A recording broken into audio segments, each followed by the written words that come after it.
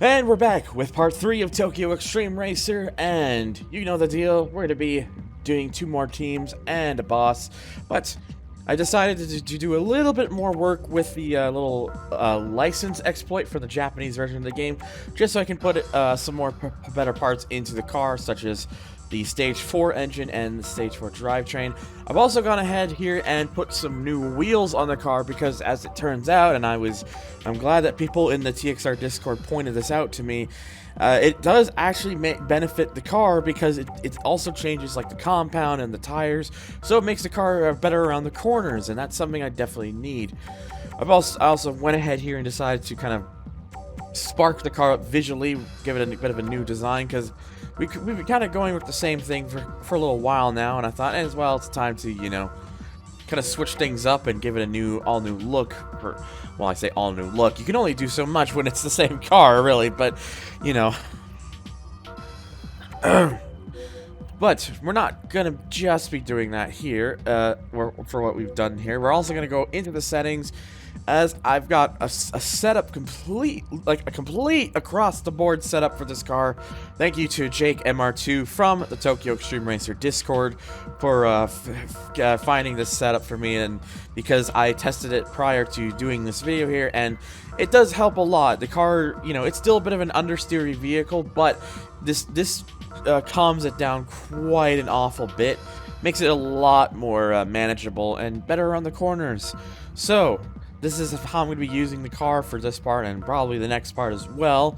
We'll see if I decide I want to switch vehicles by that point. But before we do that, let's get back into the C1 business, as we tackle the next team, Max Racing, with the first driver here at Blood Rain, who's always ready for a fight and enjoys beating sports cars with his sedan. So instead of a sports car killer where he just has a hatred for them, Blood Rain is basically, he gets satisfaction for being able to outdo them with his sedan. So, let's see if you can manage that. And of course, you could probably already guess that the answer to that is no. You can't. I mean, who's really surprised? I'm not.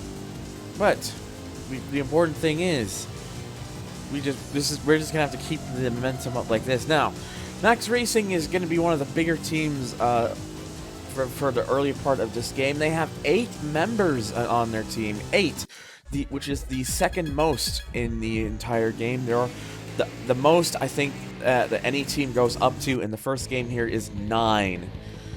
But anyways, we'll get to them later. So next we have is a crazy hooligan. He's modified his car to make it as light as possible, so it seems faster than what most people would think. Now that's actually a little clever tactic that I would personally use if I was to drive a sedan like that. Of course, you know, you can only really do so much with weight reduction, especially in this game. But if I were doing this in real life, which I would not be stupid enough to do so, or let's say on a track instead. That's probably better on the racetrack. I would probably, if I was to have a sedan like that, I would just strip it as much weight as possible to get the most out of the car like that, because, you know, weight bogs the car down. But we're going to move on next to the Blue Shadow. He started racing because of his brother in Freeway. That's a team mention that we'll get to later on. He seems to be rather friendly, but he's serious business when he's actually in racing. Sounds like me most of the time. You know, I try to be a nice chap. At least I hope I am to some people. I apologize if I'm not. And but yeah, when it gets to driving, I just, you know, try to focus and, you know, do the best that I can. But yeah, basically, you know, Max Racing is very much like SS Limited, as you can tell. It's basically another sedan team. We had a Gloria and a Cedric, and now we have a Toyota Altezza as well. Basically the same sort of thing that we saw with SS Limited. There's just more of them compared to that team. So next up we have here is Golden Beast. We actually do have a chaser as a teammate this time. Always looking to increase his car's power, he prides himself on his straightaway speed.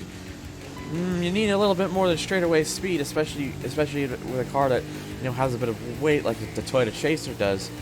Now, Golden Beast, I always like this name because it always seems like a combination of like two old Sega games, kind of like combined into one. Like with like Altered Beast and Golden Axe, kind of put them together. I guess Golden Beast.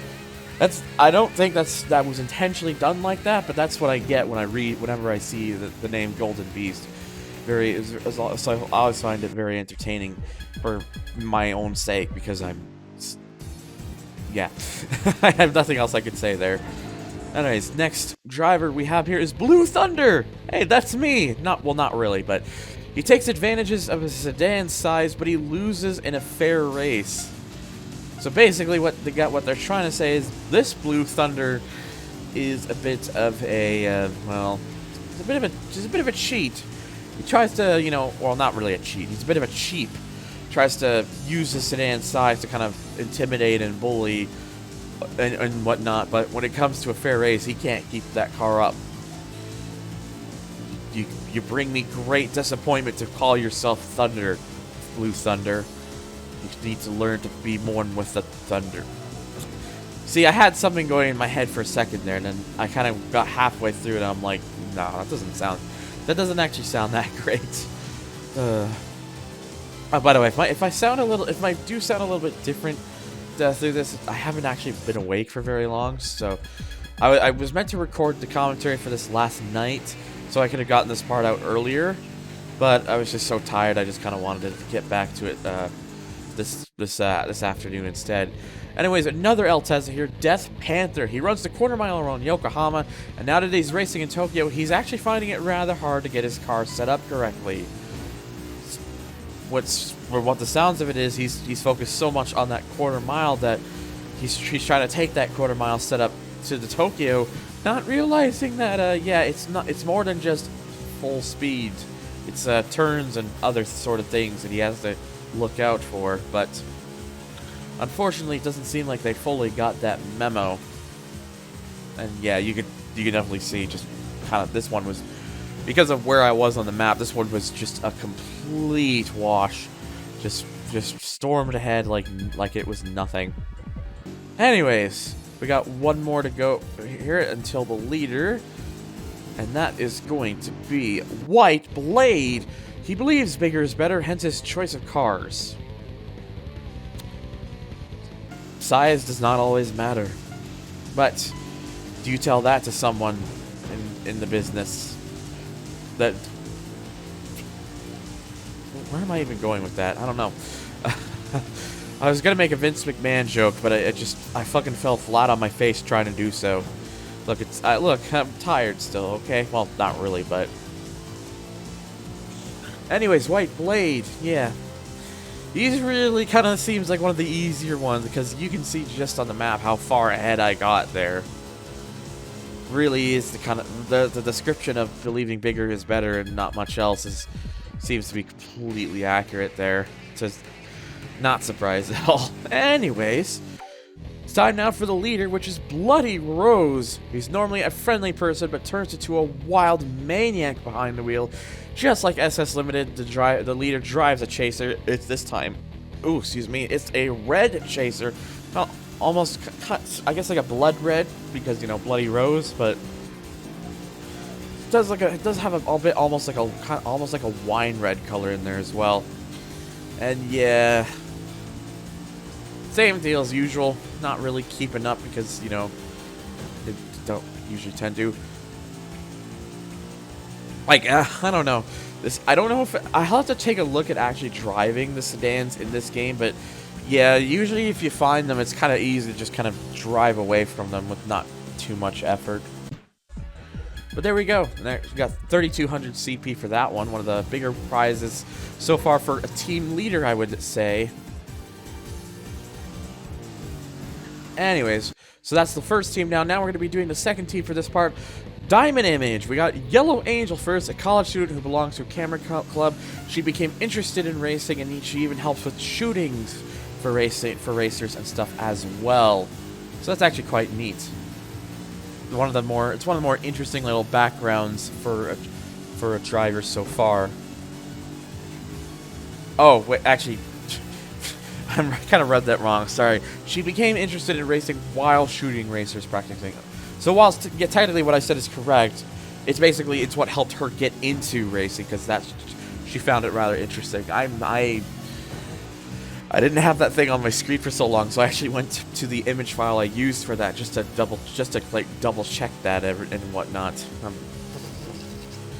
Very smart of me. But anyways, it doesn't matter. Her yellow Civic has been defeated. As we go on to the next one, which is going to be Silver Bullet.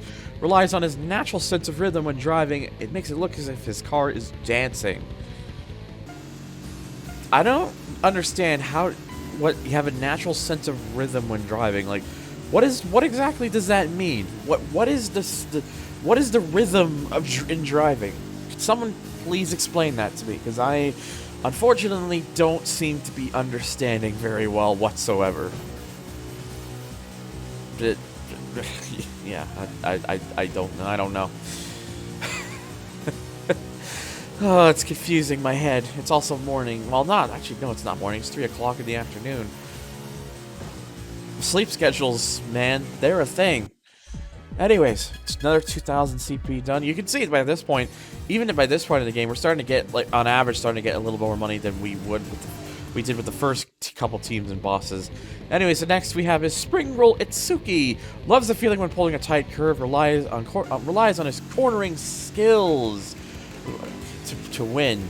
Well, you do have an MR2, so that would be a more, kind of a more grippy vehicle, though keep in mind that's also an MR2, so snap oversteer is a very possible thing. Oh yeah, relies on cornering skill more than engine power. That's what I meant to say until I ran out of time. I'm bad at reading, okay? I think I'm starting to learn that about myself. It doesn't matter. We'll just keep trucking on here as usual. But there we go. That is Spring Roll Itsuki done. I want a Spring Roll now. Anyways, so next now we have is Airblade. Integra works as a Navy mechanic. He's rumored having attached a radar to his car. I mean, what would the radar be used for? I don't really think you could use it for racing because it doesn't seem like it's something that's going to benefit you. Maybe I'm looking at it in the completely wrong manner. Maybe I am. Maybe I'm not. I have no idea. I'm just here doing my business. I don't know. Oh, jeez. It's sometimes doing commentary is something I'm not particularly great at because it's sometimes you gotta think about the things you want to talk about or try to mention to keep it in conversation with the game. I unfortunately cannot just go into a story time like some people can because not enough interesting things happen in my life for that. But I just try my best. Anyways, Lone Wolf with a Corolla 11, in fact. College student in heavy debt, always borrowing more money to improve his car. Damn it, Lone Wolf.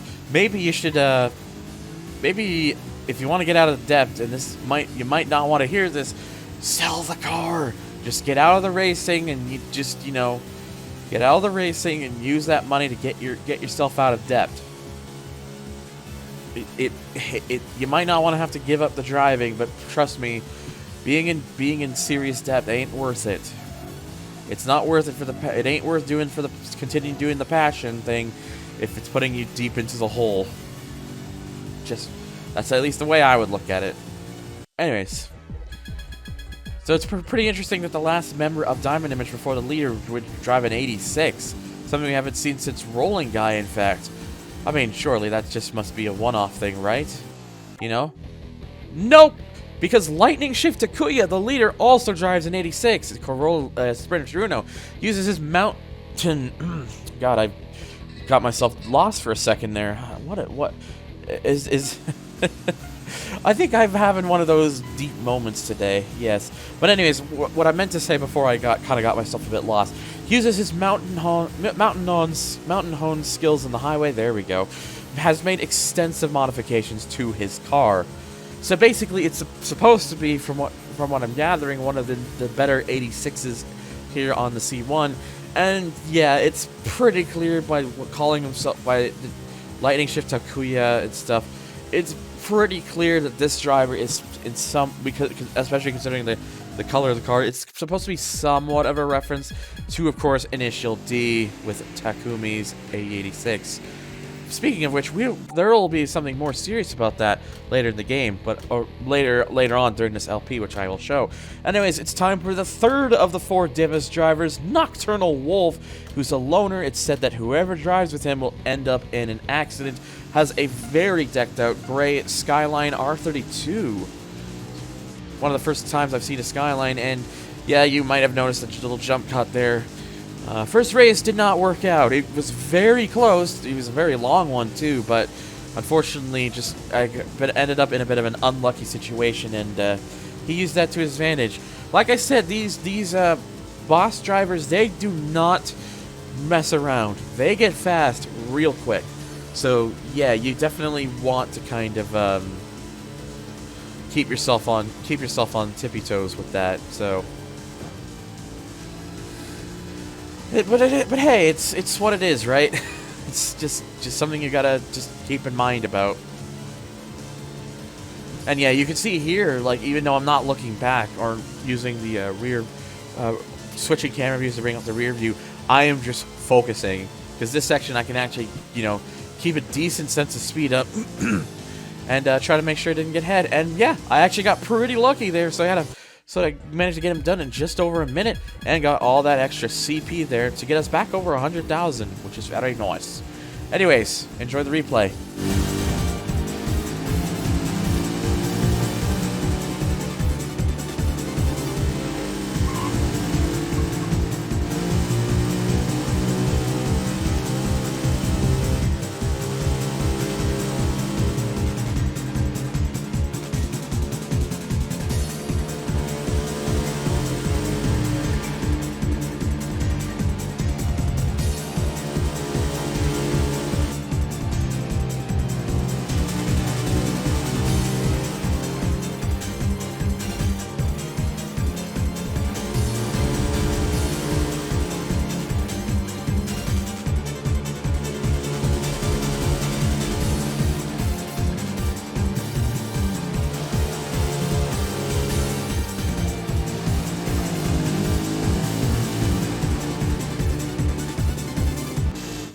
And with that, that's going to wrap it up for part 3. We've only got one more member of the Four Devas before we get to a certain point into the game. But as you see there, we got quite a bit of more money now.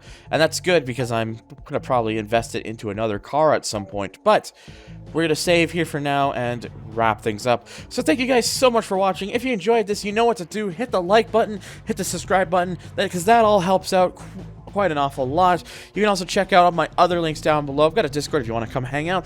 You can come support the channel on Patreon if you want to get your name at the start of the video there. I thank you guys so much, and I will see you all on the next video.